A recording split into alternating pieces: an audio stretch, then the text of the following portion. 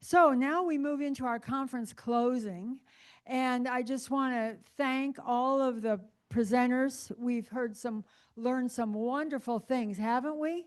Let's just clap for the presenters. And yes. Oh, I mean, I'm not gonna, I'd love to just review everything, but I'm not going to. There's just so much to say. And thank you to the participants for being here with us and connecting in the powerful ways that you do and you are, both online and here in the room. We have many people online and many people who we love and connect with. And thank you for being with us. Thank you, thank you. Oh, good. Okay, there's Masako giving us a thumbs up. Um, I just want to, also thank you for those who brought materials. Right. I want, Embassy of Spain has quite a few materials still out there on the table. So if you'd like them, please take them. They're available. And other people have brought materials too, about LMS, learning management systems and other things. So thank you for that. And do I just hit the little arrow? Oh, just click there. Okay. Okay. Good. Please make sure to, should they scan this now? Please make sure to scan this or to go online and to complete your feedback on the conference. Very important. We use this feedback. We take it very seriously for planning our next conference. So it's extremely important that you send it to us. And just for a second now, we did this last night and I enjoyed it just briefly. Anything you'd like to say? Anything that stood out for you this time? Nothing stood out for anybody? What stood out for me, I'll get you motivated, get you started, is just the wonderful connections. You know, to talk to to find out what each of you are doing, and it's in ways that we can work together in the future. It's just wonderful. And somebody asked me if I'm feeling sad because it's almost over. And yes, missing you, and I don't get to see some of you till next year. Okay, any other thoughts? Any other standouts? Oh, I want to, all the presentations were great. I learned a lot, but I want to give a shout out to the AI presentation, Dr. Paul. It was amazing opportunity for us to, uh, thank you, was amazing. Yeah, we should spend like the whole day with you and learn a lot. So this next year, bring him again. Thank you. Anybody else would like to say something? First of all, my name is Boyana. I think I met most of you. I wanted to say thank you first to presenters. I learned a lot today. I've been teaching for past 10 years, and for the first time, I felt like a fish in the water, finally having a group of people who understand, who went through the same experience, and that was a priceless experience. Thank you. Thank you. Mark, anybody online saying anything?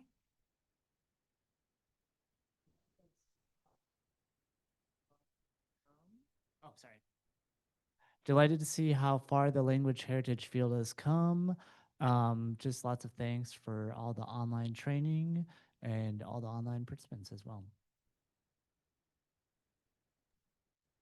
So it's For worth having me, both on site I and would like to say online. something. I would like to say something. This is Felix. Sure, sure. Felix from Michigan, Lansing, Michigan. I like this conference, though I wasn't able to join yesterday because of my job commitment. But today, I really learned a lot looking at the contributions of different language instructors from all different parts of the world. This is very amazing to me. And I can see that they're all doing a lot of work to contribute to student success and language development. Yes, thank you, Felix. Thank you. And Zoom does allow us to go beyond the United States, which is absolutely wonderful. Okay, well, thank you for your comments. I appreciate it, and I look forward to, Mark, I would look forward to reading your reflections. And also, you can send me an email, you can come up and talk. People have talked and said, hey, I'd really like to present this, or I'd really like to hear this. And you just said you want Frederick here for a whole day. Where are we going? Here we go. Just to people, some people have asked me, so what does the coalition do? What's a community-based heritage language school? And I'm not going to read these slides. This is online now. We have, Marta will show you, we have a new website. And so our mission, our vision, and our goals are on our website. But really, we want to connect, we want to identify, connect, support, and advocate for all of the community-based heritage language schools in this country, teaching all of the languages that are being taught. And when Tommy gives his report, you'll see that we're not connected yet with everybody. And so please help us to make these connections with the schools and get them connected with us. Mark, why am I so bad at this? Wait, okay. There's our mission. Okay. We envision a world where all heritage language communities are empowered. All communities are empowered to preserve, promote, and pass on their linguistic and cultural legacies. And so we continue to do that, and it's wonderful to be with you here and to learn the empowerment that you are experiencing. And our goals are, you can see our goals there. Make connections, provide support, document schools, increase the visibility of schools that used to be invisible, but they're becoming more visible all the time, and visible to each other, and visible across the country. Increase recognition of the value of the schools, recognize students' proficiency, and we're very happy that Linda comes and presents and participates through the Global Seal. Increase financial support for schools, and support new language communities that aren't even connected with us yet, and they might not yet have a school. Provide support for them. So those are the things that we're seeking to do. And now Tommy is going to tell us about who we are connected with.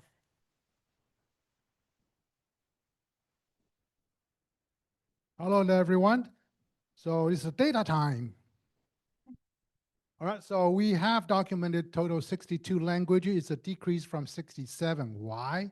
Because we have found a couple of languages, they are not really compliant with the definition of community-based. So we just removed those schools. So a couple of languages, they just off our record.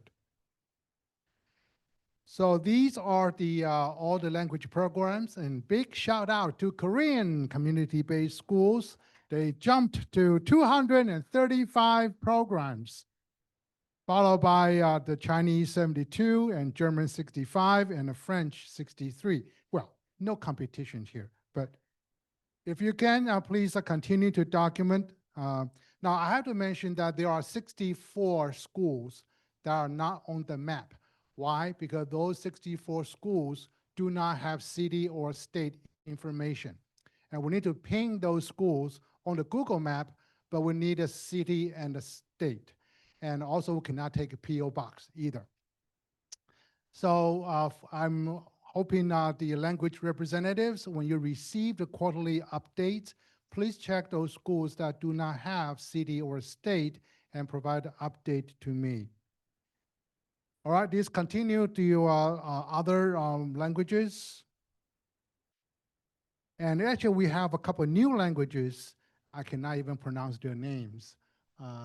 So that means we do have a new programs being documented. Okay, we have 44 states, and so far we have documented 923 schools, almost 1,000. So we are getting there. And of course, California has the most schools with 305. Now, locational programs, the majority of them using either private school or church or temple. But you can see there are 493 schools without location. Why is that? I have a lot of schools sending me the short form. We have two forms. One is the survey, which is a long form. That includes a lot of questions, including the location of the program. Now, many language representatives send me the short form that only asks the school name, address, and website and contact person, so I can pin them on the Google map. But if, without participating in the detailed survey, those schools just cannot be identified where they are holding their programs. Okay.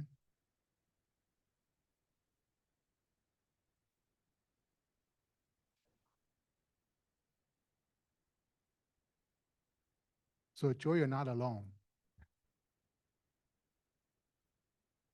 Same thing for the when our classes meet. Majority of them meet on weekends, 241, and 109 meet on weekdays. But you can see there are 484 programs. We don't have that information. Now, why these information are important? We don't know when, but when we do ask by some organization or foundations, these will provide very crucial information. Where they are, what they're doing, how do they meet, where do they meet, and how long the class meet. By average is about, the most one is 187 programs meet about 3 to 5 hours. 181 meet less than 3 hours. That's typical community-based. But again, 509 programs, we don't know how many, how long their classes meet. Okay, this one is another part of the survey question that we ask the students' composition.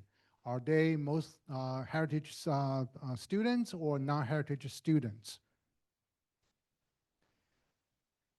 Okay, so if you have anything you want to update, please contact me for update. Please pardon me, I just cannot take anybody's updated information. You have to be on my system, so I recognize who you are. So when you provide the data, I can update the information. And actually, I want to shout out to Japanese. I think now made made an AI search for all the Japanese schools and provide an updated information. Tomonori, okay, he will give a cafe about this, how he did it. So if you have any question, now some people also ask, can we share the data? Answer is yes and no. Again, you have to be on our system because there are certain things you have to follow about using our data, just like any organizations. We just cannot put it out. Now, the Google Map data, that's public. You are free to share, to search, or to distribute. With that, I'm going to turn over to the next one. Thank you, Tommy. Let's give Tommy a thanks. And I'll just tell you, if you have questions about your schools, is this a community-based school? What schools are documented? Any of those questions, you can write to me or you can write to Tommy. But if you want to write to me, joy@paytons.us, I ask Tommy, he answers right away. So any questions you have about your schools, he will answer. Now, here's a question for you. Ana Lucia, once things started getting challenging here in the United States, she was wondering if it would be a good idea for us to do a survey, send out a survey, and say, how's it going with you? what challenges are you facing? What new challenges are you facing? How are you addressing those challenges? What successes are you seeing? Am I saying it well, Ana Lucia? Do you want to say more?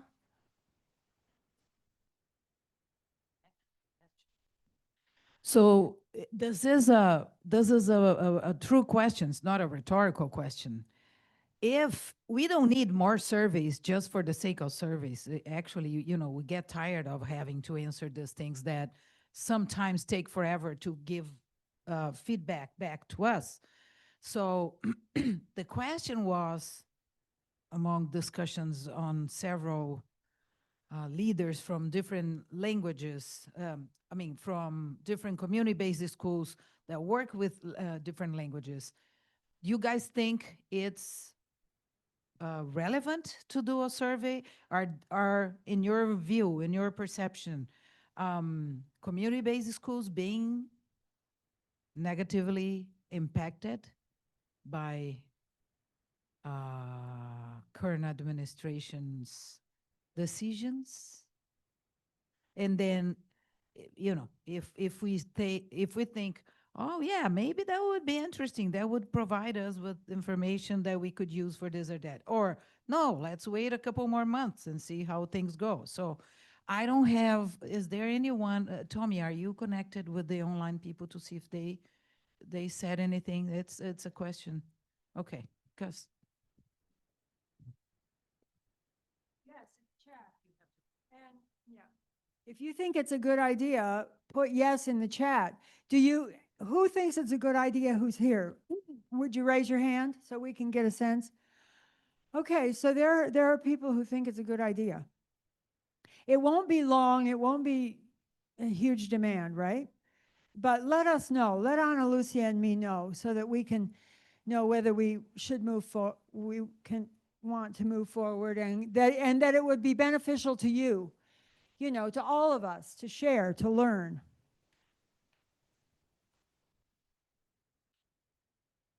Sorry, Mark, we can't live without you. Marta is now going to talk about our connections and outreach.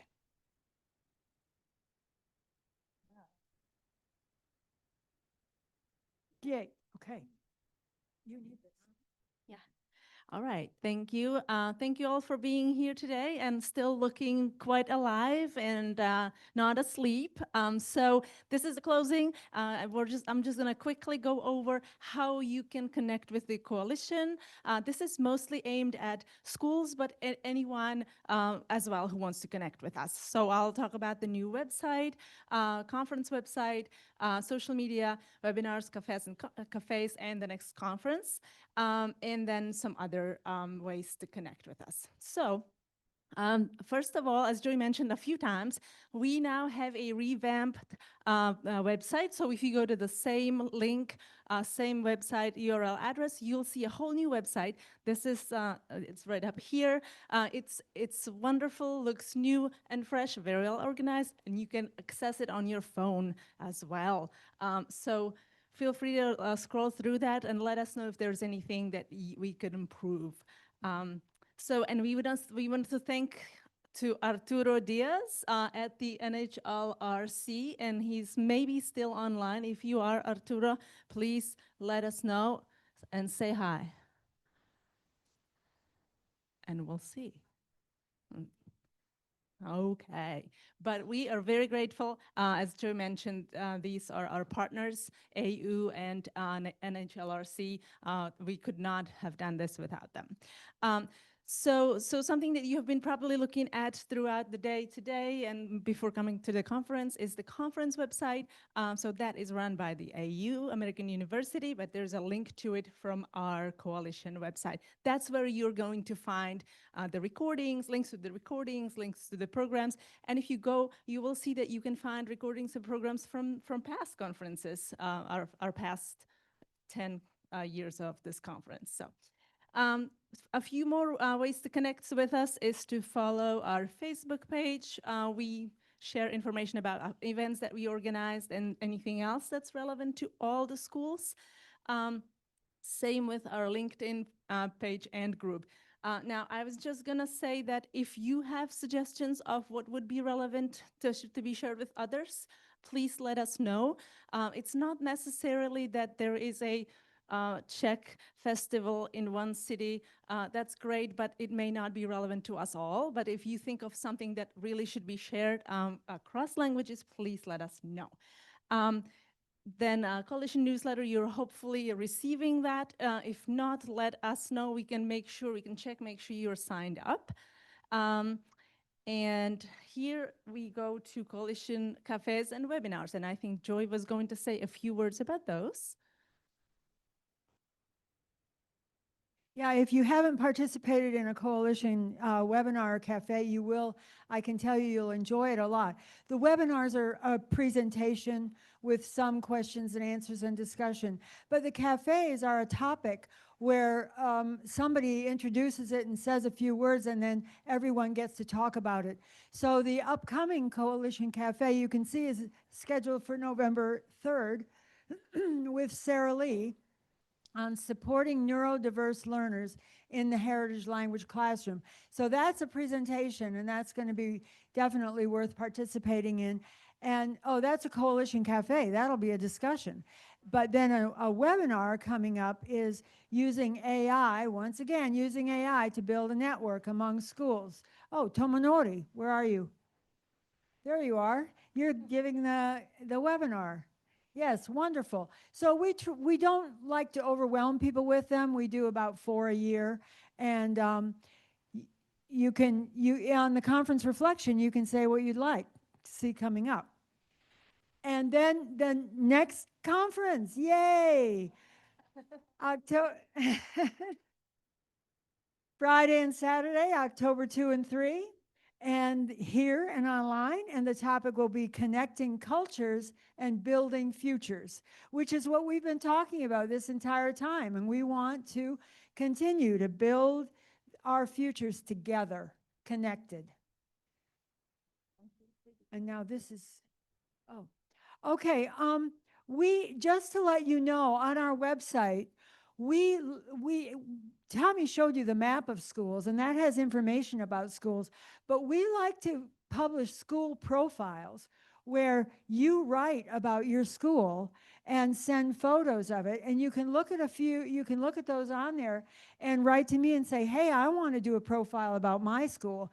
These really, really benefit other people, other schools, to see, well, what are people doing? You can just see there how cool that is. Okay, also, we publish heritage briefs. You know, it's interesting because Deep Nguyen from Cal yesterday was talking about research briefs, and these heritage briefs grew out of my time at the Center for Applied Linguistics because I thought that people would like to read about a topic, but maybe not all of the research on it, all the research articles, maybe not all the books, but a brief summary. And we have some, here are two of them. Heritage Language Research and Advocacy. What's that looking like? Characteristics of language immersion in StarTalk programs. There are about 10 of them up there. Evian has one, just published one recently. Oh, are you just stretching or you want to say something? Sorry. Yeah. So these are definitely worth looking at, and they're all online. Yeah.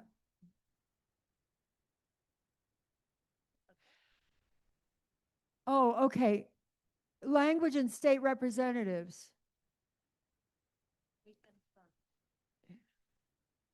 Okay. Good. Oh, okay. We're what are we? We are always looking to connect with the language representatives with people who would like to serve as language representatives for the languages that do not yet have language representatives. So, thank you. found one. So again, if you're like not sure if this is you, then it is. So please come talk to Joy after this or whenever, or email her. If you know of such a wonderful individual who has like the energy and the time and the interest to do that, please connect them with us. And we will then introduce them to the rest of them. This is something that we took from our newsletter when we introduced the new people. Right, that we introduced the new ones. And I mentioned yesterday that we recently have state representatives, and Lisa Harris was here, and Emma Shirk is online. And what happened was that I met Emma Shirk at ACTFL, and we started talking, and she said, well, you know, I work in the Office of Education, in the Education Office in the state of Washington, and I want to connect with every single community-based school in the state of Washington. And I said, whoa, we hadn't been thinking about that. We're only thinking about languages as a group. Oh, states who want to connect all the schools. And so I showed you yesterday, we have 6. And so if you know anyone who'd like in the Department of Education in your state who'd like to be a state representative, let us know. Because we can do more. Oh, I think you just skipped one. Oh, You go ahead. Okay. So thank you. So here is a list of all the different people and groups who can also help, even though they are not language representatives or state representatives. So we often wear multiple hats. We might be working in a library. We might be also working at a university or public school. We might know of someone. Maybe it's some of our parents. So I would like to encourage everyone to think about all the different ways in which we can help support heritage language learners and schools, and then act or encourage others to act that way. Was there a comment? Yes. Yes. We are just moving over with the microphone. Online people, yes. Hi, my name is Natsuko Fleming. I teach Japanese in New Jersey. And last year, I met Stefan, and he teaches German. in California. And we had lunch together, and we kind of collaborated in ideas. And we do speak different languages as a heritage language, but the target language is different. But we both speak English because we live in America. So we thought about this, maybe we can do something together. In our school, the Japanese Heritage Language School and the German Heritage Language School in California, in New Jersey. So now my position kind of changed as a director. So I don't have a class this year, unfortunately, but I connected one of my teachers and his students, and then kind of collaborating. And right now, currently, we are working on, maybe you can make an announcement on it? Okay, well, actually, I talked to Joy earlier during lunch that I might actually do a panel. I presented a panel next year. So our 2 schools are working on a collaborative project. We are currently in the early stages of it. It's going to be the whole semester, and it's going to be on food culture. So German food culture, that's what the Japanese students are learning. We are learning Japanese food culture in our school. We do learn it in our own languages, but we are exchanging in English. And so the end of the project will be that we are exchanging a recipe with each school, and then we're documenting what comes out of the recipe. And that was a way for us to kind of figure out how we can also promote biliteracy in our school setting, because we oftentimes forget that, we teach our own heritage language, but it also is in the context of us living in the United States, and how can we use that to connect within the United States with other people. So Sometimes our students feel like isolated. We feel like, oh, why we have to go to Japanese school? Why have to go to German school on a Sunday and Saturday when everybody else having sleepovers, right? Having the birthday parties.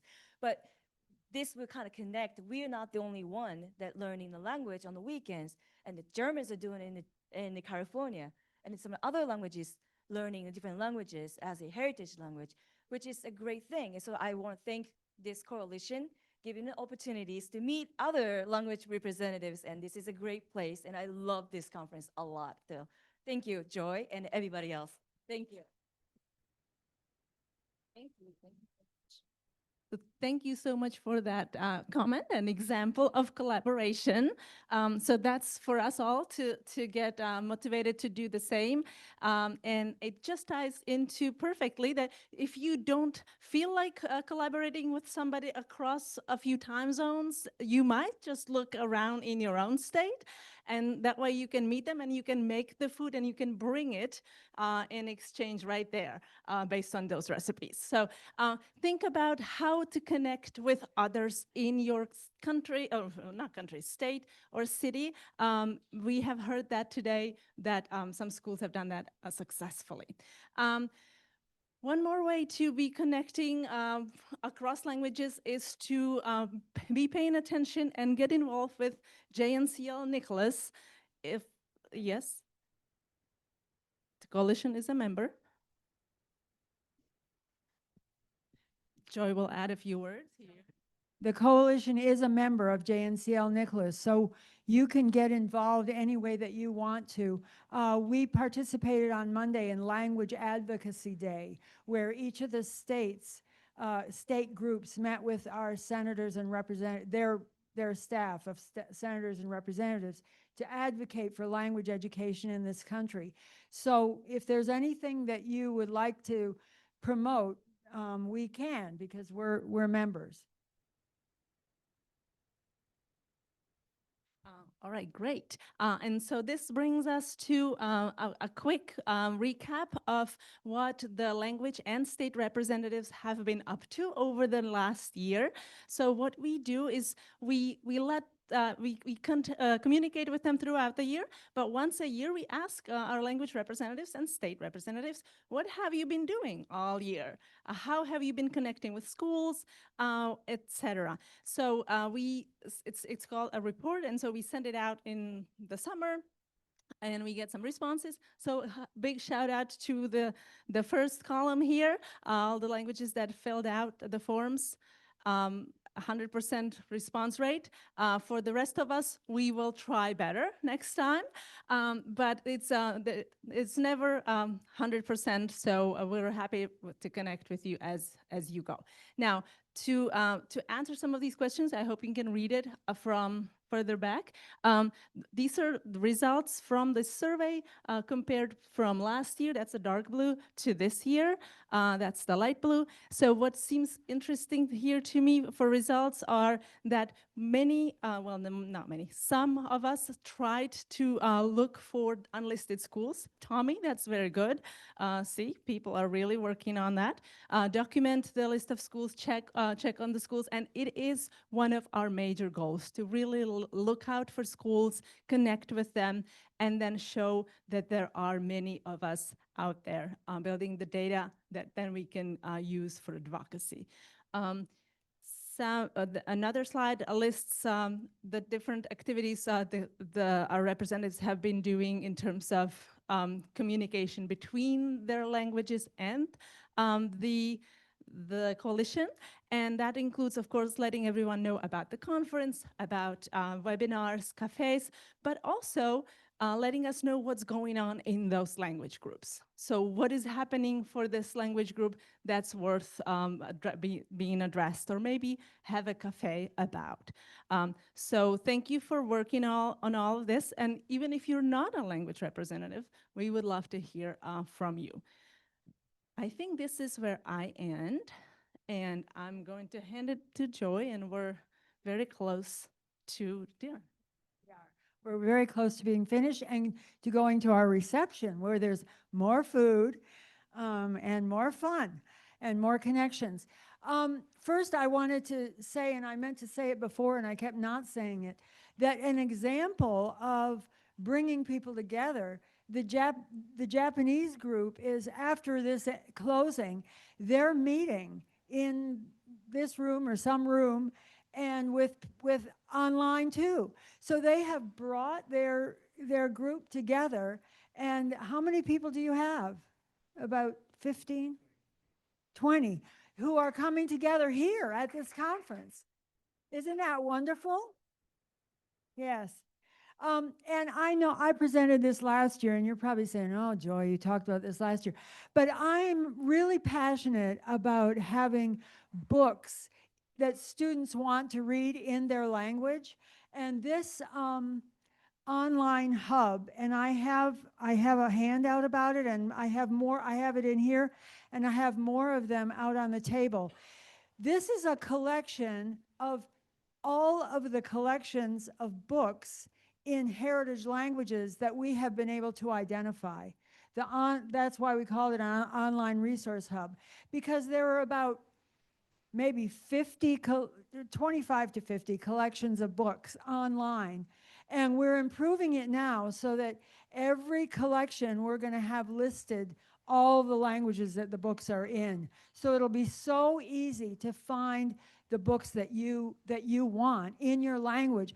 And these are interesting reading books for children, for adults, that you can download and read. And for example, the Bloom Library has over 2,000 books in over 800 languages. You can download those books, you can use them, you can translate them if you want to, you can use them to generate your own.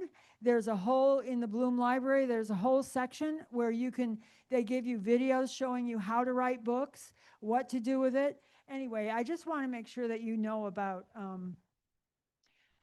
that, because it's a great resource. And I just have a couple other resources to show you. Just to remind you that the ACTFL conference is happening in November in New Orleans, which is not a bad place to be. And who's going to be there? Yeah, good. A number of us. That'll be wonderful. We can get together there, and there are a lot of other people to get together with. The National Heritage Language Resource Center, Arturo couldn't be here, but so I'll just tell you that they have at UCLA, they gave a workshop today, and they have 2 professional development opportunities that are coming up. And Ana Lucia has participated in the asynchronous one. You participated in a whole workshop, right? On teaching heritage languages, 5 modules, here's key concepts. It's really a wonderful experience, isn't it, Ana Lucia? Do you want to say anything? Okay.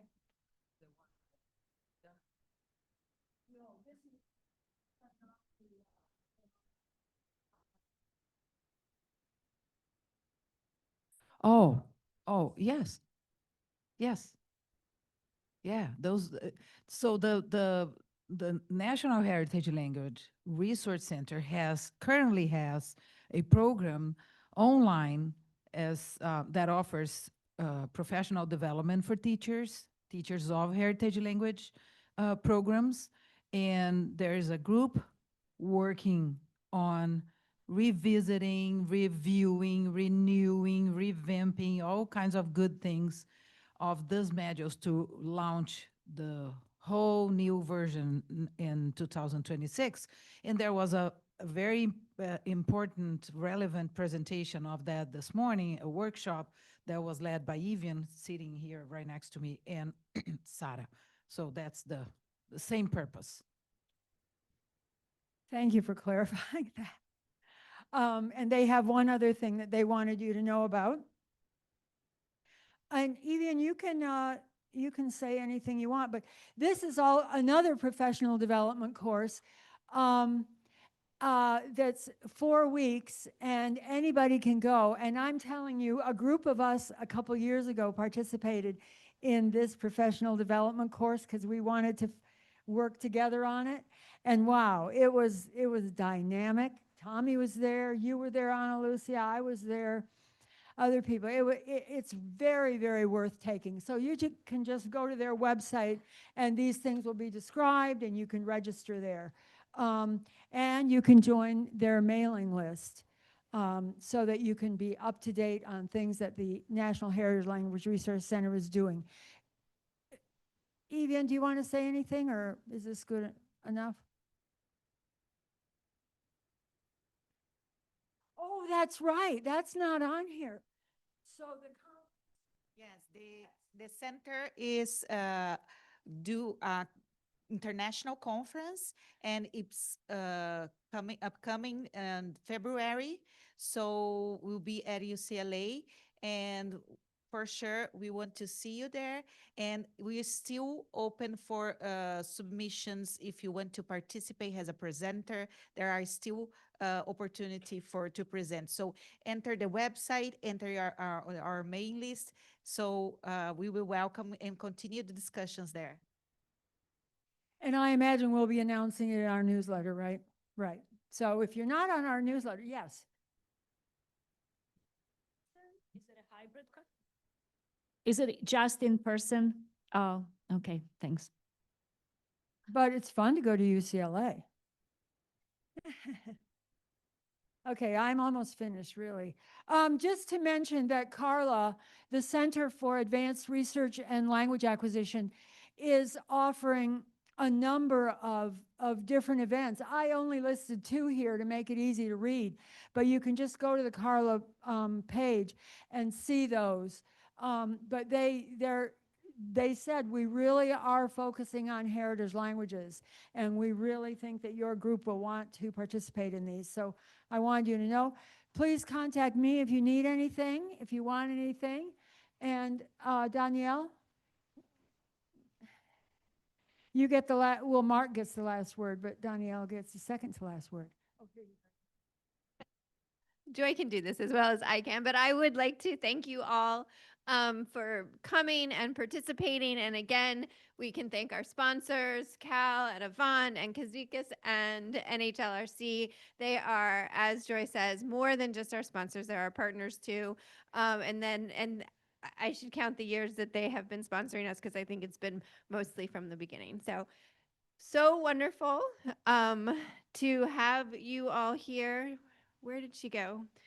The woman who's making the partnership with the German school, and you just made my conference. So thank you for your enthusiasm, and I'm glad you connected. And we will see you next year.